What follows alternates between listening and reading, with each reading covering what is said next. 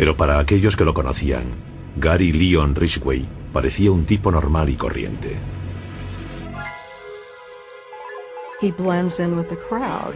Se confundía con la multitud. No había nada en él que hiciese saltar la alarma, y por eso era tan efectivo a la hora de engañar a las mujeres. Gary Ridgway es de lo mejorcito cuando se trata de matar. La mayoría de los asesinatos se resuelven en un par de días, pero Ridgway salió impune durante décadas. El asesino de Green River.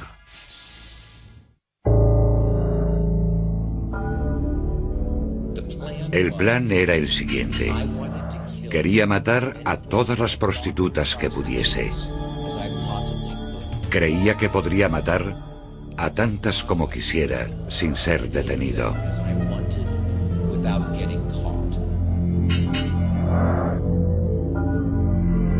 El 5 de noviembre de 2003, Gary Leon Ridgway se confesó culpable del asesinato de 48 mujeres.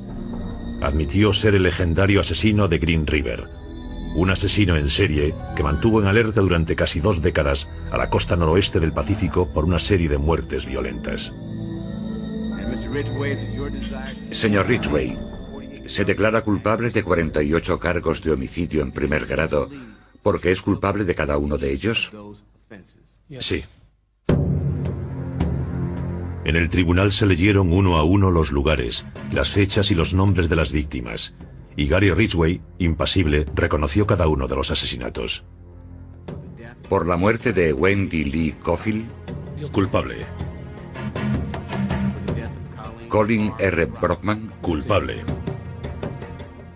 Yvonne S. Antosh? Culpable. Patricia M. Barsak? Culpable. En su confesión, Ridgway le contó a la policía que había matado por lo menos a 90 mujeres.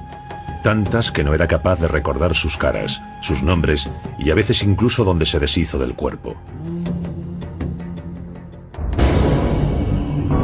Las víctimas eran prostitutas y fugitivas que vivían en Seattle, Washington o en los alrededores, algunas de ellas incluso de 16 años. Al igual que otros muchos asesinos en serie, el objetivo de Ridgway eran las personas vulnerables. Y las prostitutas son las más vulnerables de todas. Es el asesino en serie más prolífico de Estados Unidos. Y sus primeras víctimas aparecieron aquí, en el Green River. Estábamos todos horrorizados. Esos eran los lugares donde hacíamos picnic, donde nadábamos, donde nuestros niños corrían y jugaban, hasta que empezaron a aparecer los cuerpos.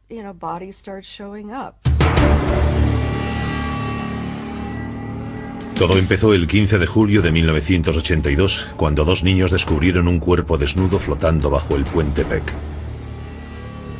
Se llamaba Wendy Lee Cofield, una chica de 16 años que se había escapado de casa y que había sido estrangulada. 4 semanas después apareció flotando boca abajo en el río el cuerpo desnudo de una mujer a la que habían estrangulado, Deborah Bonner. Una vez que comenzaron los asesinatos, empezamos a hacer suposiciones. Es decir, ¿era obra de más de una persona? ¿Cómo empezó y dónde acabará todo esto? ¿Cómo es posible? Todo sucedía en Green River. Y los asesinatos continuaron. 3 días después, el 15 de agosto. Un barquero nos dijo que había estado navegando río abajo y vio lo que parecían ser 2 maniquíes en la orilla del río. Pero cuando se acercó se dio cuenta de que no eran maniquíes, de hecho eran cuerpos humanos.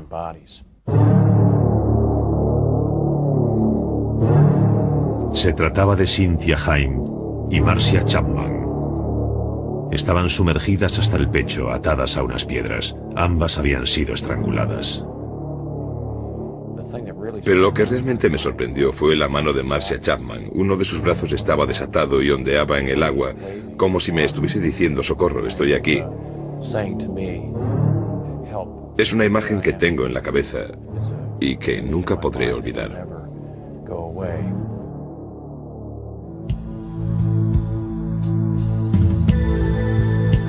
Cuando el detective principal, Dave Reicher, descendió al lugar donde estaban los cuerpos, se encontró con otra víctima tirada sobre la hierba. se llamaba Opal Mills. En aquella época, Reicher no sabía que las pruebas que había en esas escenas ayudarían a capturar al asesino de Green River casi 20 años después. Cuando las víctimas empezaron a aparecer en el río, Ridgway estaba solo a unos minutos de allí, trabajando en la Kenworth Trunk Company de Seattle. En el año 1982 ya llevaba trabajando allí 11 años. Gary era pintor, hacía los dibujos en los camiones con cinta adhesiva. Era un trabajo que requería destreza y precisión. Era el puesto ideal para Gary Ridgway. Era meticuloso. Le gustaba asegurarse de que todo estaba perfecto. Perfecto para él. Muchos de sus compañeros de trabajo opinaban que había algo en Gary Leon Ridgway que no era del todo correcto. Cuando pasaba una mujer, todos nos quedábamos mirándola. Pero él tenía algo oscuro en la mirada, se quedaba como ensimismado. Sin embargo, nadie sospechó lo diferente que Gary Leon Ridgway podía llegar a ser en realidad. Entre el otoño y el invierno de 1982, nadie en Seattle tenía ni la más mínima idea de la identidad del asesino de Green River, a pesar de que se escondía a simple vista entre ellos. Era una persona muy poco llamativa hasta que se descubrió que había matado a docenas de mujeres, y ahí residía parte del secreto de su éxito. Su apariencia y su comportamiento eran como el de todo el mundo, y no se comportaba ni se parecía a nadie en particular, así que pasaba desapercibido sin levantar sospechas. Incluso 20 años después, a muchos amigos y vecinos aún les seguía costando hacerse a la idea. Es la clase de persona a la que podías acercarte para darle un abrazo y decirle: hola Gary, ¿qué tal? Pero si la policía hubiese sabido más sobre la vida de Gary Ridgway, empezando por su infancia, no se sorprendería de que este hombre trabajador y cabeza de familia fuese el asesino de Green River.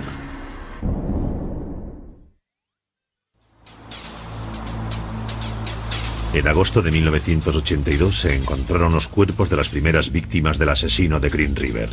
Enseguida cundió el pánico en los alrededores del río, que hasta entonces habían sido tranquilos.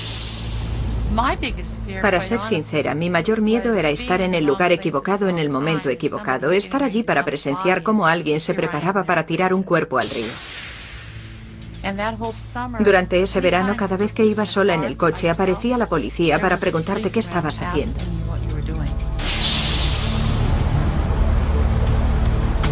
La investigación principal de los asesinatos fue llevada a cabo por la policía del condado King en Washington, junto con otros servicios locales de ejecución de la ley. Supieron que se trataba de un asesino en serie cuyo objetivo parecía ser los transeúntes que trabajaban en La Franja, una zona de mala fama próxima a la autopista del Pacífico Sur, que va desde SeaTac hasta Seattle. Eran las víctimas perfectas. Se subían en el coche y lo hacían con discreción porque no querían que las descubriese algún policía de la secreta que podría estar observando. No querían que las descubriese la patrulla de la policía que vigilaba la zona. Por eso, como las víctimas actuaban siempre así, se convertían en blancos fáciles. A finales de 1983 habían aparecido 13 cuerpos y 2 docenas de mujeres estaban desaparecidas. Algunas de ellas habían sido vistas por última vez subiendo a una furgoneta. La policía seguía todas las pistas, incluso una que los condujo a Gary Ridgway por primera vez. Desapareció una mujer joven de nombre Marie Malvar. Un testigo dijo que la había visto subir a una furgoneta que más tarde vio aparcada en la casa de Ridgway. La policía lo interrogó y él los convenció de que no era su hombre. Su comportamiento era sencillo y no inspiraba miedo. Podías estar a su lado en la cola de la tienda y nunca se te pasaría por la cabeza que era el asesino de Green River. La vida de Ridgway tuvo un comienzo de lo más normal. Nació en Salt Lake City, Utah, el 18 de febrero de 1949. Fue el segundo de los 3 hijos de Mary y Thomas Ridgway. En 1960 la familia se trasladó al estado de Washington. Se instalaron en una casa pequeña de 3 dormitorios en McMicken Heights, que ahora pertenece a la ciudad de SeaTac. Nuestro vecindario era como un barrio de obreros. Había muchos niños que iban al colegio y jugaban todos juntos. El padre de Ridgway era conductor de autobús de la compañía Metro, que hacía la ruta de la autopista del Pacífico Sur hasta Seattle. Atravesaba la infame franja donde Gary encontraría a la mayoría de sus víctimas algún tiempo después. En casa, los Ridgway parecían la típica familia de las afueras. Al padre de Gary le encantaba montar mercadillos de garaje, mientras que su mujer era una gran jardinera. Le encantaba trabajar en el jardín, saludaba con amabilidad con aquel sombrero suyo de paja. Siempre andaba por fuera arreglando los árboles, podándolos o haciendo cosas por el estilo. Pero Ridgway desvelaría más tarde otros recuerdos de su madre. Mojaba la cama hasta que se convirtió en un adolescente, y aún se acuerda de su madre lavándole los genitales. Desarrolló un deseo sexual muy intenso hacia ella, mezclado con la humillación. Contaba que la observaba mientras tomaba el sol y que tenía fantasías sexuales con ella. Y casi al mismo tiempo, el señor Ridgway afirmaba que odiaba a su madre y que la quería matar. La mayoría de los asesinos tienen muchas fantasías en su vida, en las que mezclan la sexualidad y la violencia. Por eso llegan a creer que no pueden tener una sin la otra. La primera vez que matan puede ser incluso por diversión. Ese parece ser el caso de Ridgway, que perpetró un intento de homicidio. A la edad de 16 años se acercó a un niño de 6 que estaba jugando a indios y vaqueros. Ridgway lo llevó engañado a una zona boscosa. Una vez allí sacó una navaja y lo apuñaló. El niño se quedó muy asustado y el señor Ridgway, según contó el crío, dijo lo siguiente: solo quería ver lo que se siente cuando matas a alguien. Acto seguido se marchó riéndose. El niño sobrevivió, pero nunca identificó a Ridgway, quien admitió haber disfrutado con otros comportamientos aberrantes. Confesó que le encantaba el fuego y también que había asfixiado a un gato. Cuando asistía al Instituto Tai, Ridgway podía parecer cualquier cosa menos una persona peligrosa. De hecho, le causó una gran impresión a una de sus compañeras. Me caía bastante bien. Incluso se podría decir que por aquel entonces sentí algo por él. Lo que más recuerdo de Gary es su sonrisa y sus ojos. Cuando sonreía le salían hoyuelos y le brillaban los ojos. Ridgway no era un buen estudiante. Sus notas estaban llenas de suspensos. Tenía un cociente intelectual por debajo de 80 y tuvo que repetir curso 2 veces. Ridgway se relacionaba con otros adolescentes en el local del club de la comunidad, donde celebraban un baile cada sábado. Pero en una ocasión tuvo una pelea con un chico de la escuela. En realidad se meó por la pierna de mi hermano en la zona de descanso. Gary lo insultó y mi hermano le pidió que retirara el insulto. Gary se giró y le meó por la pierna. Mi hermano le pegó, así que nos echaron a patadas del baile y esa noche tuvimos que volvernos temprano para casa. En junio de 1969, Ridgway se graduó en el Instituto Tai a la edad de 20 años. En agosto de ese mismo año se alistó en la Marina. El verano siguiente se casó con Claudia Craig, una chica con la que llevaba saliendo varios años. Poco después, Ridgway salió embarcado durante 6 meses por el Pacífico Occidental. Pasaban el tiempo visitando varios puertos, entre ellos el de Filipinas, donde parece ser que estuvo con prostitutas. Ridgway pagó un precio muy alto por sus encuentros sexuales, el de las enfermedades venéreas. Los registros médicos de la Marina muestran que a Ridgway se le diagnosticó gonorrea. Culpaba a las prostitutas por haberle contagiado. Después, cuando volvió a los Estados Unidos, descubrió que su mujer lo había engañado. Descubrió que Claudia había tenido una aventura con otra persona.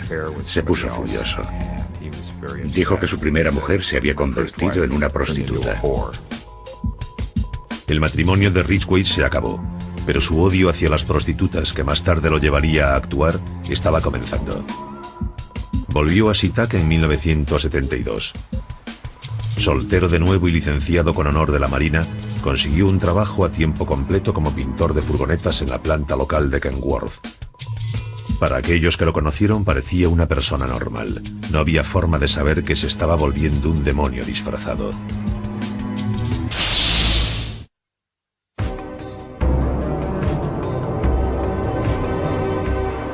En 1972, Gary Ridgway todavía se estaba convirtiendo en un asesino. Se había descarriado cuando era joven, pero por lo que saben los investigadores aún no había cometido ningún asesinato. Los detonantes que convertirían su vida en la de un asesino en serie todavía no estaban completamente colocados, aunque sí lo estarían unos cuantos años después. En la investigación, para entender a un asesino en serie, estudiamos mucho lo que le había ocurrido al asesino cuando era pequeño. Pero ignoramos algo, su etapa de transición hasta convertirse en un hombre adulto y de mediana edad. Con 22 años, Gary Ridgway todavía estaba pasando un bache emocional. Había vivido un divorcio muy amargo de una mujer que consideraba una prostituta. Estaba enfadado, pero eso no quiere decir que quisiese estar solo. Quedarse en casa sin una mujer a su lado no era el estilo de Gary.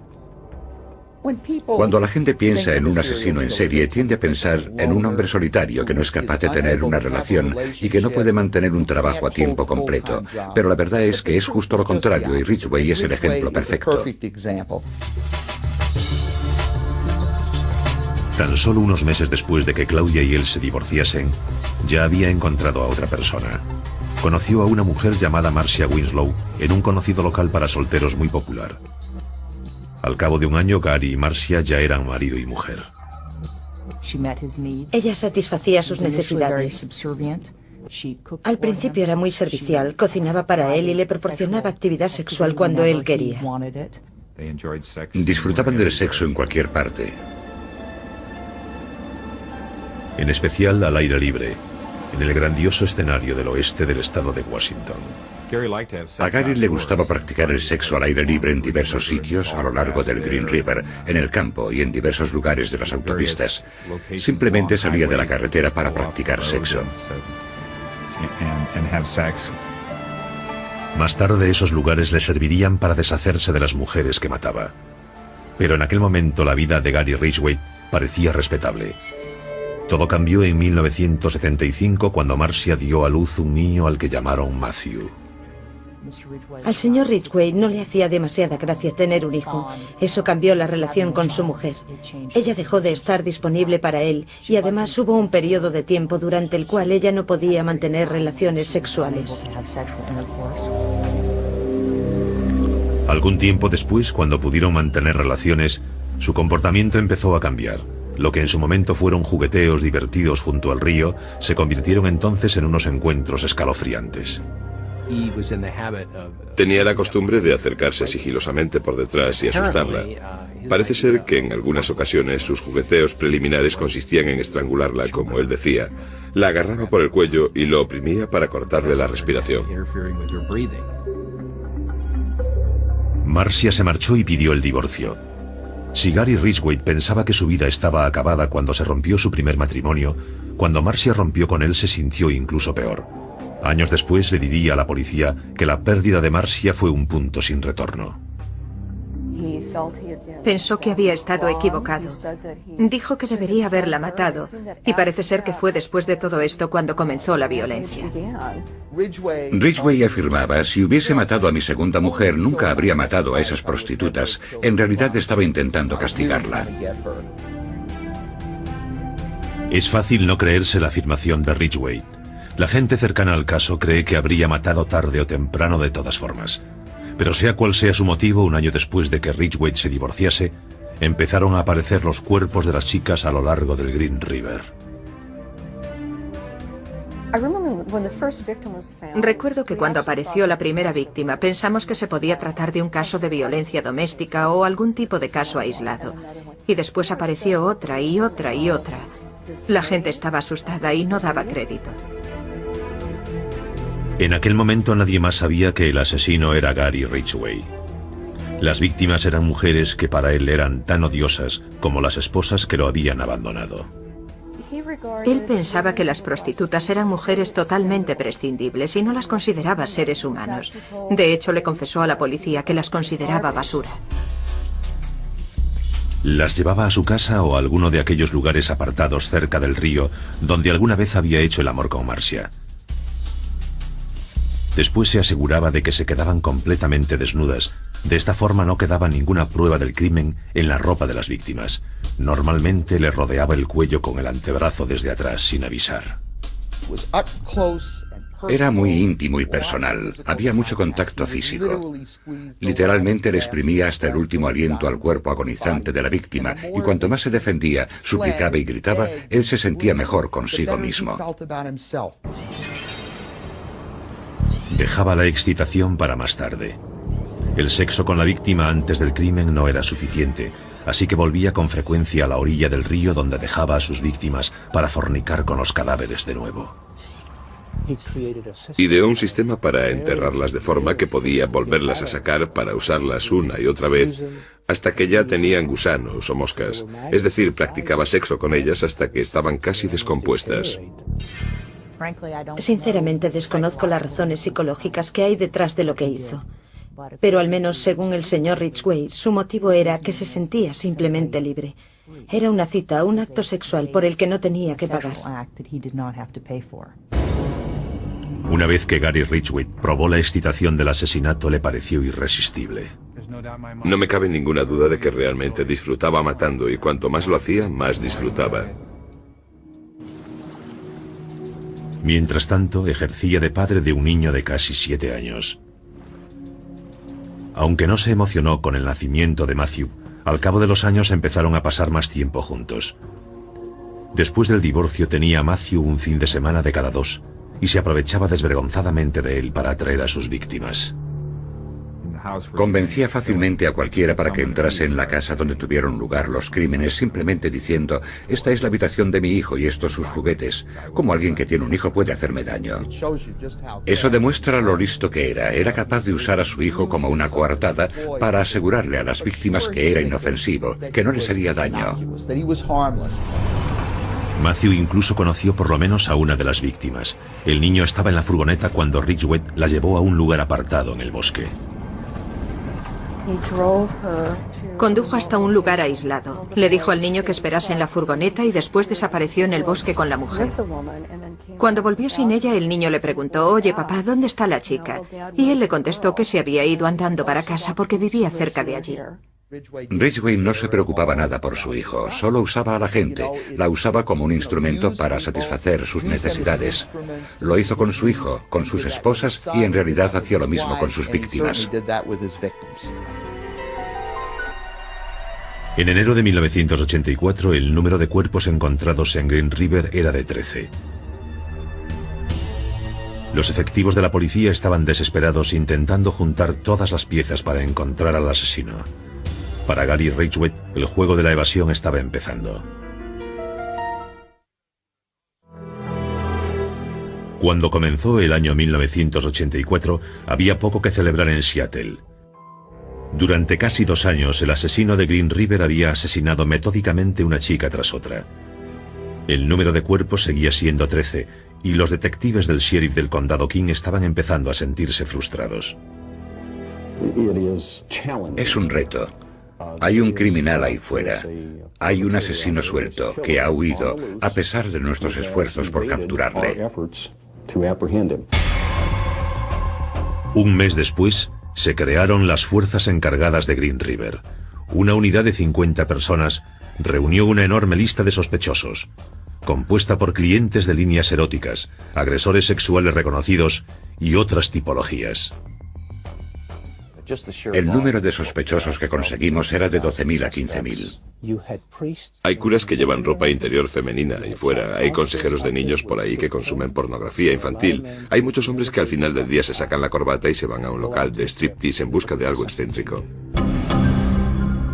Uno de esos hombres era Gary Ridgway. El plan de Ridgway era limpio y simple. Hacer un trato con una chica en la calle, llevársela en la furgoneta y nunca se les volvía a ver. El señor Ridgway pensaba continuamente en matar. Pensaba en ello a cada momento. Cuando comía, cuando dormía, es probable que incluso mientras hacía el amor con su mujer pensaba continuamente en matar y en abusar de alguna mujer en el bosque. Así era su día a día. Y una vez que llevaba sus pensamientos a la práctica, En mi opinión, era una máquina de matar perfecta. No tenía conciencia y disfrutaba de lo que hacía. Era un juego y ganaba él. uno de los pasatiempos que usaba Ridgway para despistar a la policía consistía en repintar con frecuencia las diversas furgonetas que usaba para sus viajes a la franja. Con la esperanza de acabar con la tendencia ganadora del asesino, los miembros de la policía querían meterse en la cabeza de un asesino en serie. Incluso consultaron la opinión de otro asesino en serie prolífico, quien una vez acechó en la costa noroeste del Pacífico, Ted Bundy. Nos escribió una carta en la que decía: ¿por qué no venís a hablar conmigo?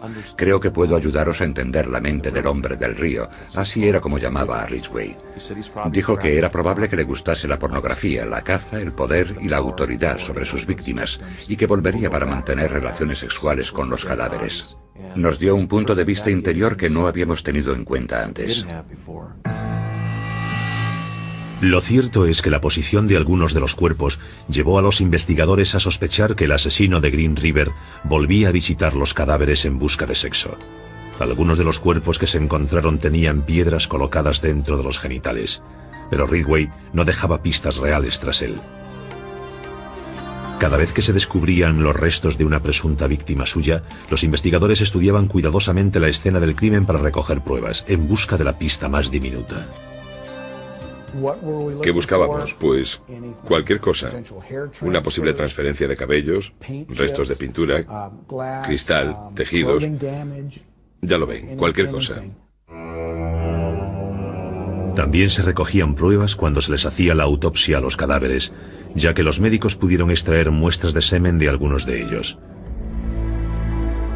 Poco a poco y con cuidado se iban almacenando las pruebas que algún día podrían identificar al escurridizo asesino de Green River, que siempre parecía ir un paso por delante de los que lo perseguían. La prensa contaba todo lo que hacía la unidad encargada de la investigación. En las noticias contaron que íbamos a poner vigilantes y él escogía un lugar para dejar a su víctima y después escogía otro diferente para la siguiente. Aprendió mucho de nosotros, por desgracia. Pero a pesar del talento de Ridgway para engañar, no consiguió hacerse invisible a los ojos de la policía, pues sabían que era un cliente frecuente de las mujeres de la franja. La policía lo llamó para interrogarlo en varias ocasiones. Y aunque había matado a una mujer 3 semanas antes de uno de los interrogatorios principales, no mostró ningún signo de nerviosismo. El comportamiento de Ridgway le permitió incluso pasar la prueba del polígrafo. La prueba del polígrafo se basa en los sentimientos de culpabilidad. Y si nunca te sientes culpable de lo que has hecho, serás capaz de engañar a cualquiera. Pero Ridgway no podía engañar por completo a los detectives. En 1987 volvieron a investigarle. Una vez más, la furgoneta que conducía cuando salía en busca de víctimas llevó a los detectives hasta él. Cuanto más investigábamos a Ridgway, se hacía más obvio que no tenía coartada para ninguna de las fechas. Investigamos los registros de su tarjeta de crédito y cada lugar en el que echaba gasolina. Comprobamos la cantidad de millas que hacía todos los días para ir a trabajar y cuánto combustible consumía normalmente. Pues consumía muchísimos más litros de combustible de lo que necesitaría. Pero ese era el único cargo que teníamos contra él. También había un par de testigos que cuando les enseñamos el fotomontaje en el que estaba la foto de Ridgway, nos dijeron: se parece a este, y señalaron su foto. Los fiscales y los detectives pensaron en detener a Ridgway. Pero no teníamos nada lo suficientemente claro para estar convencidos porque todo era circunstancial. Los investigadores consiguieron una orden para registrar la casa de Ridgway con la esperanza de encontrar pruebas físicas que demostrasen que era el asesino. Pero la búsqueda fue en vano. El señor Ridgway era simplemente muy bueno en lo que hacía. Mató a todas las mujeres en su habitación. Normalmente, en cuanto acababa de matarlas, quitaba las sábanas de la cama y las echaba a lavar incluso antes de recoger el cuerpo de la mujer para sacarlo de la escena del crimen. Así que básicamente no dejaba nada tras él. Gary Ridgway engañó a la ley una vez más. Creo que estaba empezando a jugar a más de un juego y a mover piezas por todas partes. Empezó a cambiar de sitio los esqueletos y los cuerpos. No cambió su modus operandi. Estaba llevando los cuerpos a lugares más alejados dentro del bosque o las montañas, porque no quería que los encontrásemos. Como se sentía libre para ir a las zonas cada vez más amplias en las que se deshacía de sus víctimas, Gary Ridgway continuó con su cacería y matanza, convencido que nada lo podría parar.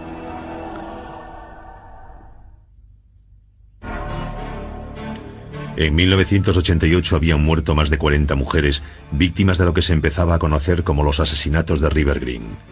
El asesino, Gary Ridgway, seguía suelto.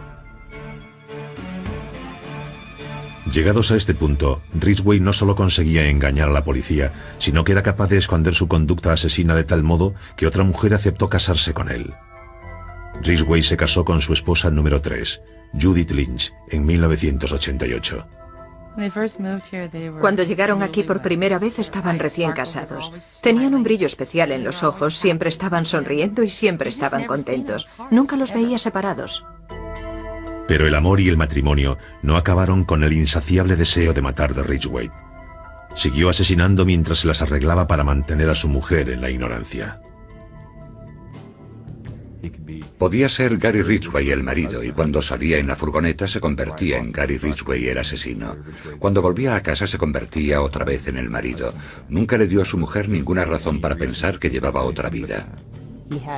Tenía una carrera de asesino que mantenía oculta a los demás.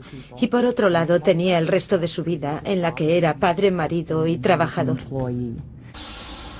Los trabajadores de la planta de camiones de Kenworth, donde Ridgway había trabajado durante años, tenían el presentimiento de que estaba escondiendo algo. Después de todo, sus compañeros sabían que la policía lo había interrogado a mediados de los 80. Vivimos la experiencia de tener que trabajar junto a él pensando, podría ser él o podría no serlo. Algunos pensaban que era él y otros pensaban que no. No te tomarías una cerveza con él ni querrías que fuese a tu casa. Simplemente era una persona diferente. Algunos trabajadores de Kenworth incluso le pusieron un apodo, Gary el de Green River. No sabían lo que él les estaba haciendo. Ridgway le contó más tarde a los investigadores que alguna vez había usado las joyas que les robaba a las víctimas para gastarles una broma a sus compañeros de trabajo. Había puesto las joyas en los lugares donde la gente las podía encontrar mientras trabajaban. Alguna trabajadora las recogía y se las ponía. Era realmente un gran hallazgo. Gary se creía muy sigiloso y andaba por ahí con una sonrisilla de satisfacción en la cara, pero por dentro disfrutaba recordando a las chicas que había matado. Parece ser que esto no era lo único que hacía con las posesiones de las víctimas.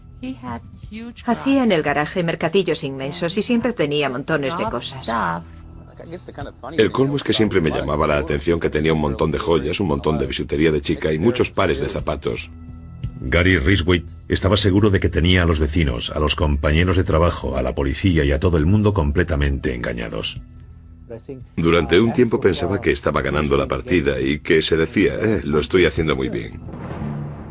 De hecho, lo hacía tan bien que los investigadores de la policía se vieron obligados a bajar el ritmo. Aunque Ridgway seguía matando, cada vez aparecían menos cuerpos. A medida que el caso se prolongaba sin ninguna resolución, la unidad encargada de la investigación se hacía cada vez más y más pequeña. En 1990 solo quedábamos 5. Yo lo dejé en abril de 1990 y quedaron 4. En 1992 solo quedaba Tom Jensen. Lo mantuve vivo en la mente de la gente tanto como pude. Empezaban a perder la esperanza, hasta que la tecnología moderna les dio a los investigadores la ayuda que necesitaban desesperadamente. En los años 80 los detectives habían tomado muestras de las escenas de los crímenes de forma meticulosa. Ni siquiera sabían lo útiles que podrían ser, pero las clasificaron y las guardaron de todas formas. Las congelaron y las guardaron, aunque, como se suele decir a menudo, esto no vale para nada, solo va a ocupar espacio en el almacén de pruebas, deshagámonos de esto. Pero eso no ocurrió. Sus previsiones no empezaron a dar resultado hasta el verano de 2001, cuando la tecnología del ADN ya era lo suficientemente buena para analizar las pruebas de los años 80. 19 años después de que una mujer llamada Marcia Chapman fuese estrangulada y abandonada para que se pudriese en las orillas del Green River, las muestras que se obtuvieron de su cuerpo fueron llevadas al laboratorio criminalístico del estado de Washington. Había espermatozoides y conseguimos extraer el ADN de un hombre que coincidía con el de Gary Ridgway. Los resultados fueron realmente sorprendentes. Después se contrastaron las muestras con las de Carol Christensen. De nuevo coincidían con Ridgway.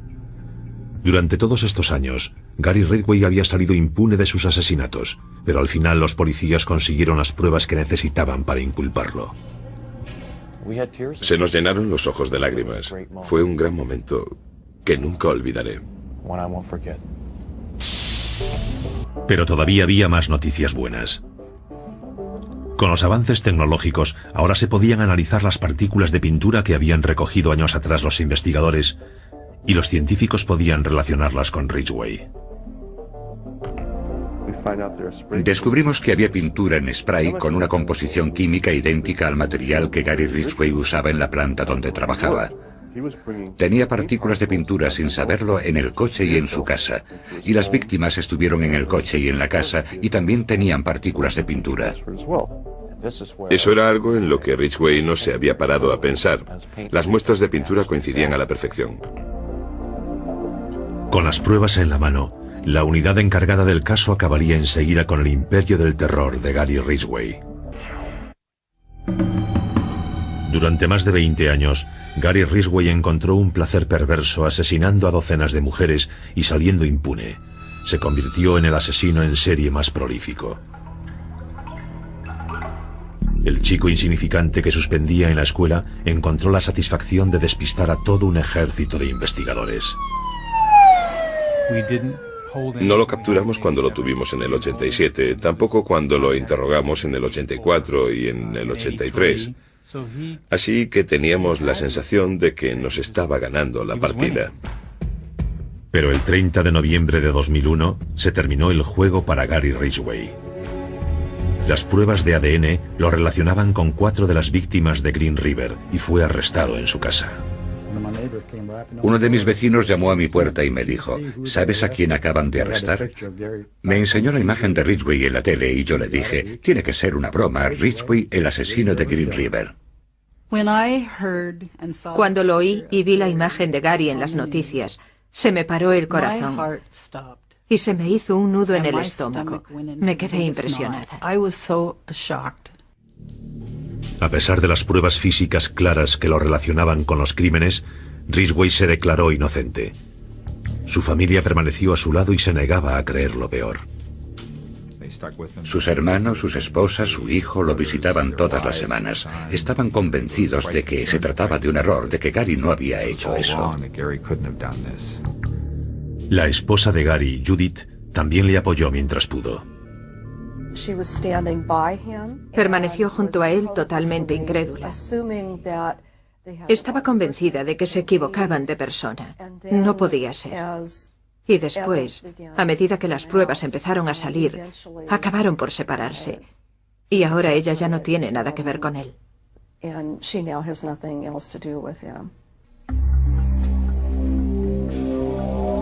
El 5 de noviembre de 2003, desaparecieron todas las dudas sobre la culpabilidad de Ridgway.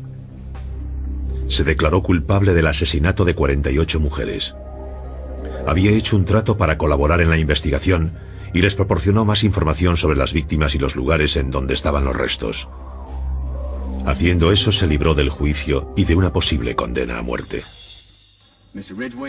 Señor Ridgway, ¿cómo se declara por el primer cargo de homicidio en primer grado de Wendy Lee Caulfield? Culpable. Señor Ridgway, ¿cómo se declara por el segundo cargo de homicidio en primer grado de... Culpable. Culpable. Culpable. Es como si no tuviese ningún tipo de remordimiento por lo que había hecho. Había matado a tanta gente que ni se acordaba de quiénes eran. Me parecía imposible que alguien pudiese matar a toda esa gente y no se acordase de ellos. También les pareció imposible a los familiares indignados de las víctimas que hablaron en el tribunal cuando fue condenado a cadena perpetua sin libertad condicional el 18 de diciembre de 2003. Has dicho que el recuerdo de las mujeres que te has llevado se ha desvanecido, pero el nuestro no. Dices que ellas no significaban nada para ti, pero lo eran todo para nosotros. Era una madre, una esposa y una hermana, y la echamos de menos. Gary Ridgway se quedó allí sentado con cara de piedra mientras los familiares de las víctimas lo maldecían e insultaban. Es un animal. Le deseo una muerte lenta, dolorosa y cruel. Va a ir al infierno porque es un demonio. Poco después se derrumbó la fachada de frialdad cuando el padre de una de las víctimas lo sorprendió con una dosis de humanidad. Señor Ridgway, aquí hay gente que le odia. Yo no soy uno de ellos.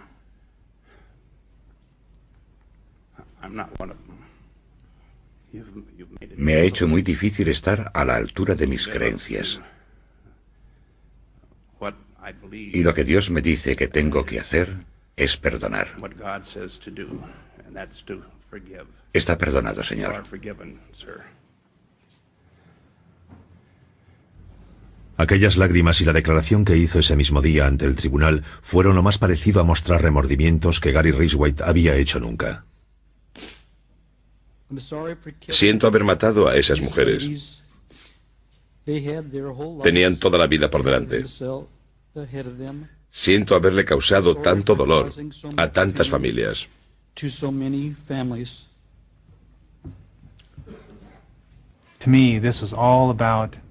Todo eso era por las víctimas y por la devastación que provocó, pero no por él. Se merecía morir por lo que hizo. Pero eso no le solucionaría nada a las víctimas. No era ninguna victoria. Simplemente nos alegramos de que parase.